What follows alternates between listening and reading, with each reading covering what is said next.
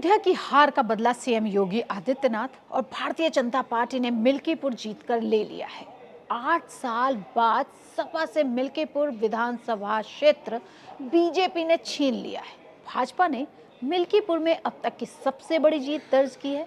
भाजपा प्रत्याशी चंद्रभानु पासवान पहली बार चुनाव लड़े और सपा प्रत्याशी अजीत प्रसाद, जो अयोध्या के मौजूदा सांसद अवधेश प्रसाद के बेटे हैं, को 60,540 वोटों से हराकर परचम लहरा दिया है। वैसे तो अयोध्या सीट पर भारतीय जनता पार्टी की लोकसभा चुनाव में हार के बाद ही अयोध्या वासियों की बड़ी किरकिरी हुई थी और कहा जा रहा था कि अयोध्या न राम की थी और ना ही बीजेपी की हुई।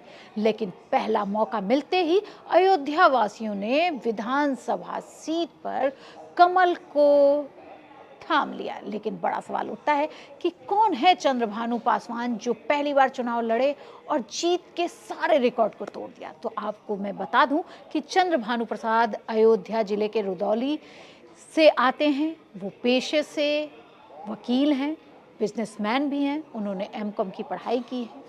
उनका कपड़ों का बड़ा शोरूम है, दुकान भी चलाते हैं। चंद्रभानु के पिता राम लखन रुदौली के परसौली के ग्राम प्रधान रह चुके हैं, जबकि पत्नी जिला पंचायत सदस्य हैं। मिल्कीपुर में इससे पहले 1998 और 2004 में हुए उपचुनाव में सपा के पक्ष में रहे थे। भाजपा ने इस बार जातीय समीकरण बैठाया और सीट को अपने खाते में डाल लिया। 39 वर्षीय चंद्रभानु भाजपा की जिला कार्य समिति के सदस्य हैं। उनकी पत्नी कंचन पासवान रुदौली चतुर्थ से लगातार दूसरी बार जिला पंचायत की सदस्य रही हैं।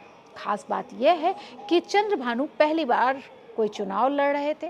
भाजपा ने जब चंद्रभानु पासवान को अपना उम्मीदवार बनाया तो कई लोग को झटका लगा था। ये नया नाम था जिसे पहली सुर्खियों में कभी नहीं देखा गया था, लेकिन ये झटका जबरदस्त साबित हुआ है। 1998 में और 2004 में उपचुनाव हुआ था। इन दोनों उपचुनावों के परिणाम सपा के पक्ष में रहे थे। सपा प्रत्याशी के तौर पर रामचंद्र यादव ने दोनों उपचुनावों में जीत हासिल की थी और वह 3 बार से लगातार रुदौली के भाजपा विधायक हैं।